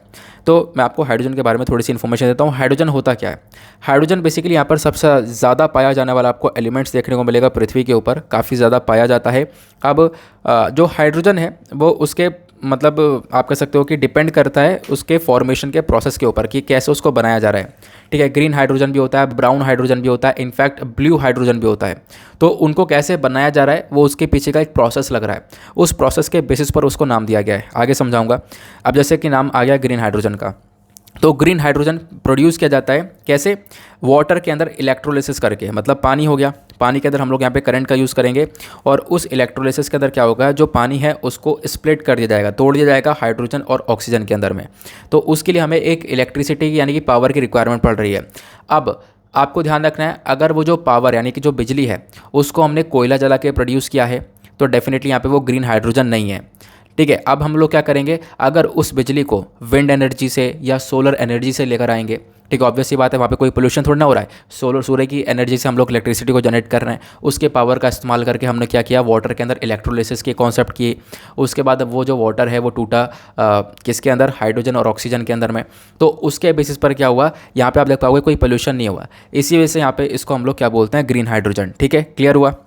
बाकी आप लोग देख पाओगे ग्रीन हाइड्रोजन के अलावा एक आता है ब्राउन हाइड्रोजन। ब्राउन हाइड्रोजन को प्रोड्यूस किया जाता है यहाँ पे कोल का इस्तेमाल करके, यानी कि आपने कोयले का इस्तेमाल किया, उससे पावर जनरेट किया, तो यहाँ पे वो ब्राउन हाइड्रोजन कहलाता है। अब ग्रे हाइड्रोजन भी होता है। ग्रीन हाइड्रोजन प्रोड्यूस किया जाता है नेचुरल गैस की मदद से, ठीक है। फिर उसके बाद एक होता है ब्लू हाइड्रोजन।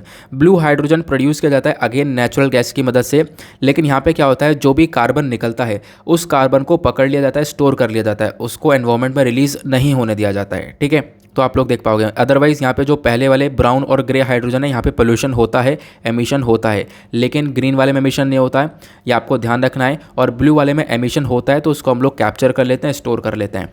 तो ये आपको 4-5 प्रकार के जो हाइड्रोजन है उसके बारे में पता चल चुका है। आई होप आप लोगों को काफ़ी अच्छे से हाइड्रोजन के बारे में क्लियर हो चुका है।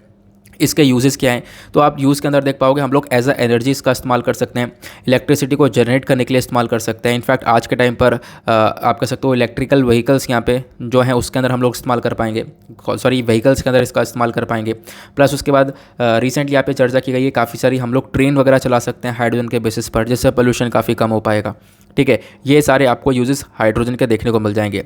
अब बात करें दुनिया भर में हाइड्रोजन का क्या स्टेटस हमको देखने को मिलता है, तो आज के टाइम पर सबसे ख़राब बात यही है कि सबसे ज़्यादा होने के बाद भी देखो इसके प्रोडक्शन के प्रोसेस के ऊपर काफ़ी सारी चीज़ें लगती हैं। इसी की वजह से 1% से भी कम आपको हाइड्रोजन जो प्रोड्यूस हुआ हुआ नज़र आएगा वो ग्रीन हाइड्रोजन है। मतलब ग्रीन हाइड्रोजन का प्रोडक्शन सबसे कम आपको देखने को मिल जाता है, तो आप लोग इसके बारे में भी ध्यान रख सकते हो। इंडिया के अंदर बात करें तो इंडिया बहुत सारा हाइड्रोजन कंज्यूम करता है। हम लोग लगभग एक साल के अंदर 6 मिलियन टन्स के आसपास हाइड्रोजन को कंज्यूम करते हैं, क्योंकि हाइड्रोजन का यूज़ करके हम लोग अमोनिया और मीथेनॉल को भी प्रोड्यूस कर सकते हैं इंडस्ट्रियल सेक्टर के अंदर, प्लस खाद के अंदर इस्तेमाल कर सकते हैं और रिफाइनरीज के अंदर इस्तेमाल कर सकते हैं। तो यहाँ पे क्या होता है, हम लोग काफ़ी सारा हाइड्रोजन कंज्यूम करते हैं, और बताया गया ये जो कंजम्पशन है ये 2050 तक और ज़्यादा बढ़ जाएगा। ये 2050 तक लगभग 28 मिलियन टन्स के आसपास पहुँच जाएगा। और जो कॉस्ट है ग्रीन हाइड्रोजन की वो अभी बहुत ज़्यादा है, लेकिन 2030 तक ये जो कॉस्ट है वो यहाँ पे एक्सपेक्टेड की जा रही है लगातार कम हो जाएगी, ठीक है। जैसे जैसे यहाँ पर डिमांड बढ़ेगी हम लोग इसका प्रोडक्शन कर पाएंगे, तो इसकी वजह से कॉस्ट भी हम लोग देख पाएंगे कम होती हुई नजर आएगी। जैसे जैसे सेल बढ़ेगी ऑब्वियस सी बात है कॉस्ट भी नॉर्मल होती हुई चली जाएगी। ये यहाँ पर मेंशन किया गया। इनफैक्ट बताया जा रहा है कि भारत के पास में बहुत ज़्यादा पोटेंशियल है। भारत के पास में इतना पोटेंशियल है कि भारत एक नेट एक्सपोर्टर बन सकता है ग्रीन हाइड्रोजन का 2030 तक। तो हम लोग काफ़ी अच्छी तरीके से हाइड्रोजन को एक्सपोर्ट भी कर सकते हैं। क्लियर हुआ? तो ये आपका साइंस एंड टेक का पेपर क्लियर हुआ। आगे चलते हैं नेक्स्ट आर्टिकल पर। देन उसके बाद एक और आर्टिकल आपको यहाँ पर ये देखने को मिल जाएगा। इसको लेकर काफ़ी ज़्यादा चर्चा होने वाली है आने वाले टाइम पर। हुआ क्या है, तो सीबीएसई ने यहाँ पर कुछ चैप्टर्स को ड्रॉप कर दिया है। यहाँ पे मेंशन किया गया, एक सेकेंड रुक जाओ, सीबीएसई ने यहाँ पर ड्रॉप कर दिया चैप्टर को, जो इस्लामिक एम्पायर को लेकर चैप्टर है, कोल्ड वॉर को लेकर चैप्टर है, उनको हटा दिया गया। ये आप देख पा रहे होंगे जो इन्फॉर्मेशन है कि इन्होंने नॉन अलाइनमेंट मूवमेंट को, कोल्ड वॉर एरा को, और जो इस्लामिक एम्पायर का राइज़ हुआ है एफ्रो और एशियन टेरिटरीज़ के अंदर में, मुगल कोर्ट्स को, इंडस्ट्रियल रिवॉल्यूशन को, ये सारी चीज़ें यहाँ पर जो क्लास 11-12 के पॉलिटिकल साइंस के अंदर मेंशन्ड है उन सबको हटा दिया गया है। हिस्ट्री और पॉलिटिकल साइंस है, ये सारे टॉपिक्स हटा दिए गए। तो सीबीएसई ने इसको ड्रॉप कर दिया है, बेसिकली ये कहना है। और ये तो क्लास 11-12 की बात हुई। अब सिमिलरली क्या हुआ, क्लास 10th के अंदर भी जो सिलेबस है वहाँ पे कि ग्लोबलाइजेशन का इम्पैक्ट एग्रीकल्चर के ऊपर क्या पड़ेगा, ठीक है, उसको हटाया। प्लस यहाँ पे काफ़ी सारी जो पोएम्स हैं, ट्रांसलेटेड पोएम्स आपको देखने को मिल जाएगी। 2 पोएम है उर्दू के अंदर में, भाई फेज़ अहमद फैज़ करके आपको देखने को मिलेंगी। तो कुछ पोएम्स वगैरह हैं, ठीक है, उनको भी यहाँ पर ड्रॉप कर दिया गया है, ऐसा यहाँ पे मेंशन किया गया। क्लियर हुआ? अब ये जो ड्रॉप वगैरह किया गया उसके पीछे यहाँ पर बताया गया जो भी ऑफिशियल्स हमारे पास एक तरीके से डेटा आता है, और साथ ही साथ ये बेसिकली एक रिकमेंडेशन आता है। रिकमेंडेशन कौन करता है, वो करता है national council of education research and training, यहाँ पर जिसको हम लोग एनसीईआरटी बोलते हैं। तो यहाँ पर जो एनसीईआरटी उसका रिकमेंडेशन आता है, उसके बेसिस पर इन चैप्टर्स को ड्रॉप कर दिए गए। क्लियर हुआ? तो क्लास 11, 12 और 10th के अंदर से काफ़ी सारे टॉपिक्स को भी हटा दिया गया है। उसी के साथ साथ एक और छोटी सी इन्फॉर्मेशन दी गई है, वो यह है कि भाई यहाँ पर जो सिलेबस होगा वो यहाँ पर आप कह सकते हो 2022-23 का, वो यहाँ पर शेयर कर दिया जाएगा। साथ ही साथ मेंशन किया गया, हम लोग अभी डिसाइड ये कर रहे हैं कि अब की बार के जो बोर्ड एग्जामिनेशन होंगे वो यहाँ पर 2 टर्म की बजाय सिंगल टर्म में हो, क्योंकि अभी तक क्या होता था, सिंगल एग्जाम होता था। कोविड-19 की वजह से ये 2 एग्ज़ाम करवाए गए थे, है ना। तो अब यहाँ पे पॉसिबिलिटी है, इसके ऊपर भी डिस्कशन चल रहा है कि आने वाले टाइम पर क्या हो, वो जो एग्ज़ाम है वो सिंगल एग्ज़ाम हो वापस से। क्लियर हुआ? तो ये आपको आर्टिकल देखने को मिल जाएगा। आगे चलते हैं अगले आर्टिकल पर। देन उसके बाद आपको पता होगा थंबनेल पर हम लोग अलग से एक आर्टिकल लेते हैं, जो कि अगेन बहुत इंपॉर्टेंट होता है हमारे एग्जामिनेशन के पॉइंट ऑफ व्यू से, क्योंकि थंबनेल को पहले प्रिपेयर करने की कोशिश करता हूं। तो यहाँ पर आपने ईगल का थंबनेल देखा होगा। अब ईगल को लेकर न्यूज़ क्या निकल कर आ रही है कि हमने देखा है कि बहुत सारी ईगल को बहुत बुरा अफेक्ट पड़ा है लेड पॉइजनिंग का, ठीक है। लेड पॉइजनिंग की वजह से ईगल्स की जान भी गई है, ऐसा बहुत सारे कंट्रीज़ के अंदर देखने को मिला है। इसको लेकर बहुत सारे आर्टिकल्स रेगुलर बेसिस पर पब्लिश हो रहे हैं। अब ये लेड पॉइजनिंग क्या होती है, इसको लेकर मैं आपको इन्फॉर्मेशन देता हूँ। देखो पीडीएफ के अंदर मैं आपको प्रोवाइड करवा दूंगा, बट हुआ क्या, इसको मैं लिखना भूल गया हूँ। लेकिन कोई बात नहीं, आपको मैं यहाँ पर सारी इन्फॉर्मेशन लेड पॉइजनिंग के बारे में देने वाला हूँ। आप लोग बस खाली ध्यान से सुनते हुए चलना, यहाँ पर मैं चीज़ों को लिखता रहूँगा, वो उसके ऊपर भी आप लोग फोकस कर सकते हो, ठीक है। जब हम लोग बात करते हैं लेड पॉइजनिंग की, तो बेसिकली यहाँ पर लेड की बात हो रही है। लेड क्या है? लेड मतलब ये है, ठीक है। यहाँ पे आप देख पाओगे LEAD, यहाँ पे इसकी स्पेलिंग है। लीड कह लो, लेड कह लो, आप दोनों तरीके से प्रोनाउंस करते हो, है ना। तो लेड बेसिकली क्या है? एक नेचुरली अकरिंग टॉक्सिक मेटल है। टॉक्सिक मेटल मतलब एक जहरीला मेटल आपको देखने को मिलेगा जो कि अर्थ में पाया जाता है नेचुरली। अब क्या होता है, ये अगर किसी इंसान या जानवर की बॉडी के अंदर पहुँचे तो उसके ब्रेन को, उसके लेवर को, किडनी को, बोन्स को डायरेक्टली डैमेज करता है। इससे काफ़ी नुकसान पहुंचता है। अच्छा एक चीज़ और, अभी कुछ दिन पहले लेड फिर से चर्चा में था, मुझे याद आ गया। एक बार चर्चा में इसलिए था कि कहीं पर शायद अफ्रीकन कोई कंट्री है, वहाँ पर बच्चों के खून के अंदर लेड पाया गया था, है ना। तो उस वजह से ये चर्चा में था। शायद वो जाम्बिया कंट्री थी या कहाँ था, मुझे ध्यान नहीं आ रहा, बट शायद यहाँ पर कुछ ऐसे ही नाम था। फिलहाल अभी हम जो बात करें वो बात अलग है। तो अभी क्या हुआ, ईगल्स के अंदर ये लेड पॉइजनिंग देखने को मिली है। तो लेड क्या होता है मैंने समझा दिया, अर्थ क्रेस्ट में पाया जाने वाला, अर्थ पे नेचुरली पाया जाने वाला एक जहरीला मेटल है। अब अगर इंसान इसके कांटेक्ट में आ जाए या इंसान के ब्लड में कुछ ज़्यादा मात्रा में हो जाए, ठीक है, तो ये इंसान को काफ़ी तरीके से नुकसान पहुंचा सकता है। उसका ब्रेन डैमेज कर सकता है, किडनी और बोन्स को डैमेज कर सकता है। अब क्वेश्चन ये आता है, ये क्या जो लेड की वजह से प्रॉब्लम्स हो रही हैं, ये प्रॉब्लम्स थोड़ी और बढ़ जाती हैं? बिल्कुल। देखो एक प्रेगनेंसी की जो स्टेज है वहाँ पे ब्लड जो लेड है इसकी कंडीशन और ज़्यादा बदतर हो जाती है। खासकर हम लोग बात करें तो कहीं ना कहीं वो जो लेड है इसकी वजह से फोटस यानी जो कोई बेबी वॉर्म के अंदर डेवलप हो रहा है, बन रहा है, उसको बुरी तरह से अफेक्ट कर सकता है। उसके साथ साथ बताया गया क्या इसको हम लोग ठीक कर सकते हैं। तो देखो institute for health matrix and evaluation, जिसको हम लोग IHME बोलेंगे, तो इस बॉडी के अकॉर्डिंग बात करें तो बताया गया 2019 के अंदर लेड की वजह से लगभग 9 लाख के आसपास डेथ हुई थी, ठीक है। 9 लाख के आसपास डेथ देखने को मिली हैं 2019 में। और लगभग 21.7 मिलियन जो लोग हैं वो कहीं ना कहीं डिसेबल हो चुके थे, क्योंकि डिसेबिलिटी भी यहाँ पर देखने को मिल जाती है। लेड की वजह से आप डिसेबल हुए, जिसकी वजह से यहाँ पर आप कह सकते हो लॉन्ग टर्म लाइफ के अंदर काफ़ी कुछ सफ़र करना पड़ता है। देन उसके बाद यहाँ पे बताया गया ये जो सिनेरियो आपको देखने को मिलेगा कि 9 लाख डेथ हुई है, इतने लोग डिसेबल हुए हैं, ये ज़्यादातर आपको लो इनकम और मिडिल इनकम कंट्रीज़ के अंदर देखने को मिलेगा। ये वहीं का डेटा है, ठीक है। वहीं पर सबसे ज़्यादा लेड से लोग सफ़र करते हैं। देन उसके बाद और क्या बताया गया, अब लेड पॉइजनिंग क्या होती है। देखो लेड पॉइजनिंग का मतलब यह है जो कि इन ईगल्स के अंदर देखने को मिली है, ये इसका मतलब है इंटॉक्सिकेशन, मतलब कि लेड का एब्जॉर्प्शन हो जाना बॉडी के अंदर में, ठीक है। एब्जॉर्प्शन हो जाना तो मतलब बॉडी ने लेड को एब्जॉर्ब कर लिया है। अब एब्जॉर्ब कर लिया, उससे पता है क्या खतरा पहुंचता है, उससे खतरा पहुंचता है थकान हो रही है, ठीक है, पेट में दर्द हो गया, डायरिया सा हो जाता है, भूख कम लगना होता है, ठीक है। ये सारी चीज़ें देखने को मिलती हैं। उसके साथ साथ पैरालिसिस तक कंडीशन देखने को मिल सकती है। खासकर एक बात और बता दूं, जो बच्चे होते हैं जो 6 साल से कम उम्र के बच्चे होते हैं वो बुरी तरह से सफ़र करते हैं। सबसे ज़्यादा उन्हीं के अंदर खतरा पैदा करता है लेड, क्योंकि अभी तक के जो ज़्यादातर केसेस हैं वो 6 साल से कम बच्चों के केसेस निकल कर आए। तो उनके मेंटल जो एक्टिविटी होती है, फिजिकल एक्टिविटी है, वो ख़त्म सी हो जाती है अगर वो लेड की पॉइजनिंग के अंदर आ जाता है तो, ठीक है। तो ये एक अलग से आर्टिकल था। आई होप आप लोगों ने काफ़ी कुछ यहाँ पर सीखा होगा, इंपॉर्टेंट था, इस वजह से मैंने आप लोगों को यहाँ पर लेड को लेकर सारी इन्फॉर्मेशन प्रोवाइड करवा दी है, ठीक है। आगे चलते हैं, उसके बाद देखते हैं और क्या है हमारे पास। एक बात और ध्यान रखना है, जो लेड का एक्सपोजर है ना, इसको प्रिवेंट किया जा सकता है, मतलब कि इसको ठीक किया जा सकता है, ट्रीट किया जा सकता है अच्छे से, अगर थोड़ा बहुत हम लोग ध्यान दें अपने हेल्थ के ऊपर। तो क्लियर हुआ। देन उसके बाद हम लोग अपने UPSC वाले क्वेश्चन को देखते हैं जो कि आपसे प्रीलिम्स में पूछा गया था। वो क्वेश्चन क्या है मैं आप लोग को बता देता हूँ थोड़ा सा। यहाँ पे देखो इस क्वेश्चन को सॉल्व करवाऊँगा, ये भी एक छोटा सा आर्टिकल है, चर्चा में है, तो इसको भी आपको पता होना चाहिए। क्वेश्चन आपसे पूछा गया था जो ये अर्थ आवर है, अर्थ आवर को लेकर आपको 3 स्टेटमेंट दिए गए हैं कि अर्थ आवर बेसिकली एक इनिशिएटिव है यूनेप और यूनेस्को का। फिर दूसरा स्टेटमेंट यहाँ पर ये बोलता है कि ये एक तरीके से एक मूवमेंट है जहाँ पे जो पार्टिसिपेंट्स हैं वो 1 घंटे के लिए लाइट ऑफ करते हैं हर साल, या फिर एक मूवमेंट है जहाँ पर जागरूकता फैलाई जाती है क्लाइमेट चेंज को लेकर, ठीक है। ये इन्फॉर्मेशन आपको दी गई है। तीनों स्टेटमेंट में से कौन सा स्टेटमेंट करेक्ट हो सकता है आपको बताना है। तो नीचे इन्फॉर्मेशन देखो, चलो मैं आपको इसके बारे में बताता हूँ। तो इन्फॉर्मेशन ये अर्थ आवर के रिगार्डिंग मांगी गई थी। तो अर्थ आवर है क्या, देखो अर्थ आवर एक इनिशिएटिव है। यहाँ पर जो इनिशिएटिव है ये world wild life fund for nature के थ्रू चलाया गया है। तो अभी पहला स्टेटमेंट तो गलत हो गया, क्योंकि पहले स्टेटमेंट में बोला गया था क्या ये एक इनिशिएटिव है यूनेप और यूनेस्को का, तो नहीं, ये इनिशिएटिव किसका है, ये है WWF का। जिसकी शुरुआत हुई थी 2007 में।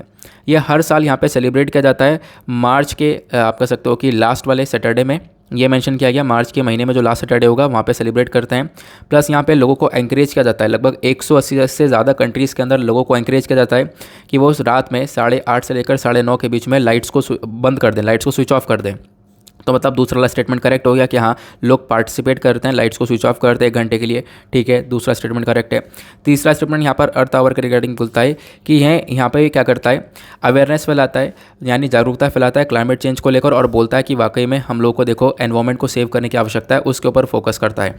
तो मतलब तीसरा स्टेटमेंट भी ये बोलता है, तो तीसरा स्टेटमेंट भी करेक्ट हो गया। तो आपका 2 और 3 वाला जो ऑप्शन है वो करेक्ट आंसर हो जाएगा, ठीक है।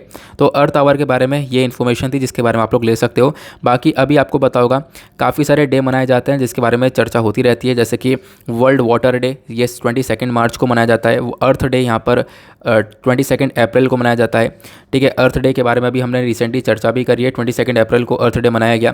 देन वर्ल्ड बायोडाइवर्सिटी डे 22 मई को, और वर्ल्ड एनवायरमेंट डे यहाँ पर 5 जून को मनाया जाता है। अब वर्ल्ड अर्थ डे के बारे में आपको पता होगा, हम लोगों ने थोड़ी सी इन्फॉर्मेशन ऑलरेडी पहले ले चुकी है। अभी जो 22 अप्रैल 2022 निकला है, इस दिन पर हमने 52 वर्ल्ड अर्थ डे को सेलिब्रेट किया है। अर्थ डे बेसिकली एक इंटरनेशनल इवेंट है, यानी कि यहाँ पर काफ़ी सारी कंट्री जो है इसको सेलिब्रेट करती हैं। इस बार का थीम है इन्वेस्ट इन आवर प्लानट, यानी कि अपने प्लानट के ऊपर यहाँ पे इन्वेस्टमेंट करो। और इसका फोकस अगेन वही है कि हम लोग चाहे एक तरीके से एक अच्छा सा शिफ्ट कर पाएँ, बेसिकली जो आज के टाइम पर एनवायरमेंटल पोल्यूशन वगैरह है उसको हम लोग टैकल कर पाएँ, ठीक है। तो ये इस दिन के बारे में हो गया। फिर देन उसके बाद आपको यहाँ पे एक आर्टिकल देखने को मिलेगा, अल अक्सा मॉस्क के बारे में चर्चा की गई है, ठीक है। अब अल अक्सा मॉस्क क्या है यहाँ पे आप लोग देख पा रहे होंगे, उसके अंदर इजराइल और फ़लस्तीन के बीच में काफ़ी सारे टेंशन्स बढ़ चुके हैं इस मॉस्क को लेकर।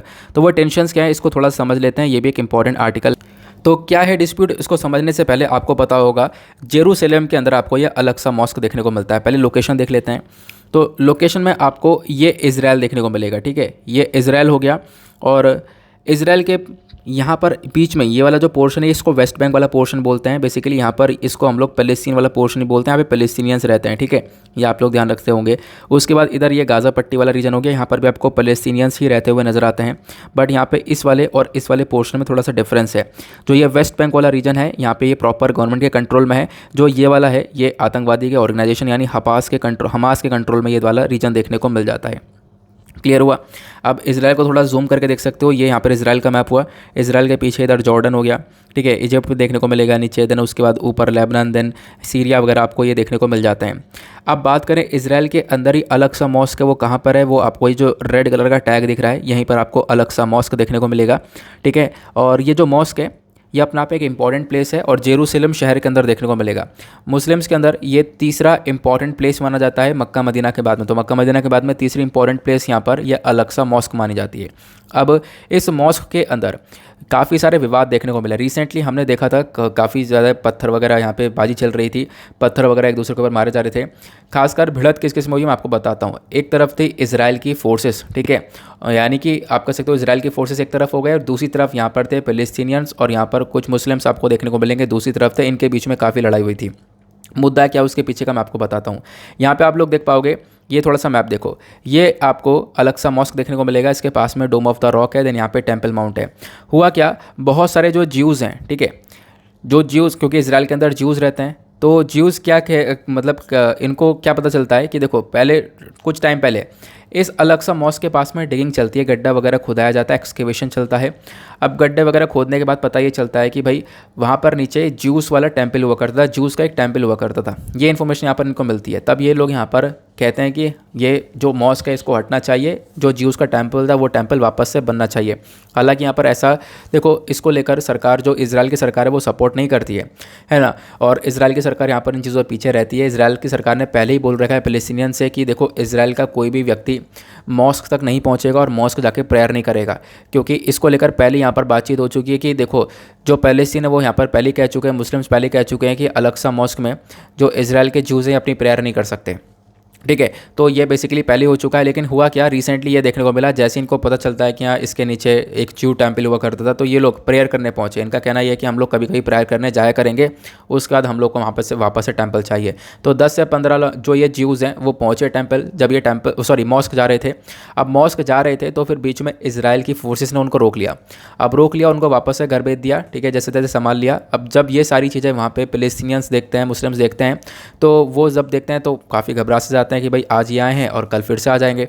तो अब यहाँ पर इसको लेकर काफ़ी विवाद चलता है, और इसी बातों बातों में क्या होता है, इजराइल की फोर्सेस के ऊपर वो अटैक कर देते हैं, इजराइल की फोर्सेस के ऊपर पत्थर फेंक देते हैं। और फिर उसके बाद आप कह सकते हो इजराइल की फोर्सेस जो है वो अल अक्सा मॉस्क के अंदर घुस जाती है। अब अल अक्सा मॉस्क के अंदर जब घुसती है तो वहाँ पर काफ़ी पत्थरबाजियाँ चलती हैं। इसको लेकर वीडियोज़ ट्विटर पर आपको देखने को मिल जाएंगी, सोशल मीडिया पर काफ़ी वायरल हैं। आप लोग सिंपल से जाना ट्विटर पर सर्च बॉक्स में टाइप कर सकते हो अल अक्सा मॉस्क करके, वीडियोज़ वाले सेक्शन में जाना, आपको ऊपर वीडियोज़ देखने को मिल जाएंगी, ठीक है, जहाँ पे इस प्रकार का सिनेरियो अंदर देखने को मिल रहा है, खासकर मॉस्क के अंदर में। क्लियर हुआ? बाकी मैंने आपको ये इन्फॉर्मेशन दे दी है टेंपल वगैरह को लेकर। और अब देख पाओगे ये इजराइल और पैलेस्टीन के बीच के कॉन्फ्लिक्ट का एक हिस्सा है, और इजराइल और पैलेस्टीन के बीच में एक लंबा सा विवाद आपको देखने को मिलेगा, ठीक है। तो इजराइल पैलेस्टीन क्या है, मैंने आपको लोकेशन दिखा दिया था, और आपको मैं थोड़ा सा इनका इतिहास बता देता हूँ। इतिहास क्या है, आप लोग ये वाला मैप देखो, इस वाले मैप में आपको काफ़ी सारी चीज़ें क्लियर होंगी। जैसे कि आप ये देख पा रहे हो कि ये 1946 में ये पूरा का पूरा पैलेस्तीन हुआ करता था। 1947 में क्या हुआ, यहाँ पे इजराइल के ज्यूज़ आए और इजराइल ने यहाँ पर इतना एरिया कब्जाया। फिर 1967 में आप कह सकते हो ये पूरा एरिया कब्जा लिया, मतलब पैलेस्तीन को इजराइल में बदल दिया। फिर 2010 में आप देख पाओगे पैलेस्तीन ख़त्म सा हो गया, थोड़ा बहुत बचा है, यहाँ पर पूरी तरह से इजराइल ने कब्जा लिया है, कब्जा के पूरा का पूरा देश बसा लिया है, ठीक है। तो इस प्रकार से यहाँ पर क्या हुआ, इजराइल बसा है। अब जैसे जैसे यहाँ पर इजराइल फैल रहा था, तो इसी के बीच में पैलेस्तीन और इजराइल के बीच में लड़ाइयाँ भी होती रही हैं, लेकिन आज के टाइम पर पूरी तरह से इजराइल बन चुका है, तो आप लोग देख पा रहे होंगे। और इसी चक्कर में पैलेस्टीनियंस और इजराइल के बीच में काफ़ी लड़ाई भी होती है। लड़ाई आप देख पाओगे, जो हमारे पास 1947 का यूनाइटेड नेशन पार्टीशन प्लान है, उसके अकॉर्डिंग बात करें तो जेरूसलम एक इंटरनेशनल शहर की कैटेगरी के अंदर देखने को मिलेगा। अब क्या है, जेरूसलम में भी काफ़ी सारे कॉन्फ्लिक्ट होते हैं। अगर मैं आपको बताऊं इजराइल और पैलेस्टीन के कॉन्फ्लिक्ट के बीच में, तो इनकी शुरुआत होती है, देखो पहला एक वॉर होता है अरब इजराइल वॉर 1948 का, जहाँ पे इजराइल देखो कैप्चर करके, मैंने आपको बता दिया इजराइल जो है कब्जा कर करके पूरे देश को बसा चुका है। तो इजराइल क्या करता है, यहाँ पर काफ़ी सारी जगह को कब्जा लेता है, ठीक है। और यहाँ पे आप कह सकते हो कि इजराइल एक तरफ हो जाता है, अरब कंट्रीज एक तरफ हो जाती हैं, तो उसके बावजूद भी इजराइल जीत जाता है। और वहाँ पर फिर उस समय जॉर्डन वगैरह है, उस सबको एरिया को कब्जा लेता है। तो एक अरब इसराइल वॉर हुआ, जहाँ पे इजराइल और अरब की लड़ाई होती है। देन उसके बाद यहाँ पर क्या होता है, 1967 में 6 दिन का यानी कि 6 दिन का एक और वॉर चलता है। अभी जो वॉर चलता है यहाँ पे आप देख पाओगे इजराइल एक साइड हो जाता है, और दूसरे साइड में यहाँ पर Jordan, Syria, Egypt, Waqf ministry of Jordan, ये सब लोग खड़े हो जाते हैं। और यहाँ पर अगेन इजराइल फिर से जीत जाता है, और इजराइल जीतने के बाद यहाँ पे आप कह सकते हो कि जॉर्डन वगैरह के एरिया को भी कब्जा लेता है, काफ़ी सारे एरिया कब्जा लेता है, जिनको वापस से बाद में दे देता है। तो आप लोग यहाँ पर इसके बारे में ध्यान रख सकते हो। तो ये यहाँ पर मेंशन किया गया, और तब से आप देख पाओगे जो इजराइल है उसने अपना सेटलमेंट पूरी तरह से फैला रखा है, वो मैंने आप लोग को ऑलरेडी दिखा दिया मैप के अंदर, वो सारी बातें क्लियर हो चुकी हैं। तो अल अक्सा मॉस्क को लेकर क्या सिनेरियो आपको देखने को मिलता है, ये मैंने आपको बता दिया। अल अक्सा मॉस्क के बारे में जेरूसलम शहर के अंदर देखने को मिलेगा, पैलेस्टीनियंस और इजराइल के बीच में ये आपको विवाद देखने को मिल जाएगा। यहाँ पर क्या हुआ, अभी काफ़ी सारे पैलेस्टीनियंस घायल हुए हैं इसी पूरे विवाद के चक्कर में, इजराइल की फोर्सेस मॉस्क के अंदर घुस के यहाँ पर मारने लगी है, इस प्रकार की चीज़ें निकल कर आई हैं। मैंने आपको बताया मक्का मदीना के बाद में तीसरा इंपॉर्टेंट प्लेस यहाँ पर अल अक्सा मॉस्क माना जाता है। फिर उसके बाद आप लोगों को इसके बारे में बता दिया, टेम्पल्स के बारे में जो इन्फॉर्मेशन है वो यहाँ पर मैंने आपको दे दी है, ठीक है। फिर उसके बाद यहाँ पर लास्ट में आप लोग देख पाओगे मेंशन किया गया वॉर के बारे में। तो वॉर के बारे में 6 दिन की वॉर 1967 में चल रही थी, 1948 में यहाँ पर फिर से वॉर हुई थी, वो सारे वॉर के बारे में भी आपको ये सारी इन्फॉर्मेशन मिल जाती है। क्लियर हुआ? तो ये थे हमारे आर्टिकल्स। आई होप आपको सारी बातें काफ़ी अच्छे से क्लियर हो चुकी हैं, और पूरा का पूरा एनालिसिस हम लोगों ने कवर कर लिया है, जो भी इन्फॉर्मेशन थी वो हम लोगों ने ले ली है। इसी के साथ करते हैं हम लोग अपने लेक्चर को समाप्त। मिलते हैं आप लोगों से नेक्स्ट वीडियो में। आज के लिए bye bye, have a nice day, thank you and जय हिंद।